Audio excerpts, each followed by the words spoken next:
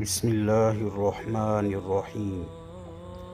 ابو ہریرہ رضی اللہ تعالیٰ عنہ سے روایت ہے کہ رسول اللہ صلی اللہ علیہ وعلیٰ آلہ وسلم نے فرمایا، انسان کا ہر عمل اس کے اپنے لیے ہے۔ نیکی کا اجر 10 گنا سے 100 گنا تک ملے گا، لیکن اللہ عز و جل فرماتا ہے، روزے کا معاملہ اس سے الگ ہے۔ روزہ میرے لیے ہے اور میں خود ہی اس کی جزا دوں گا۔ روزے دار نے میری وجہ سے اپنا کھانا چھوڑا، میری وجہ سے اپنا پینا چھوڑا، میری وجہ سے اپنے منہ کی لذتوں کو چھوڑا، وہ اپنی بیوی سے صرف میری وجہ سے رکا رہا۔ بے شک روزے دار کے منہ سے نکلنے والی خوشبو اللہ تعالیٰ کے نزدیک کستوری کی خوشبو سے بھی زیادہ پاکیزہ ہے۔ روزے دار کے لیے 2 خوشیاں ہیں۔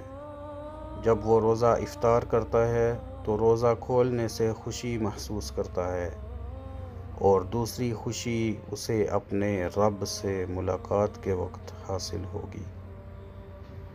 صحیح ابن خزیمہ، حدیث نمبر 1900۔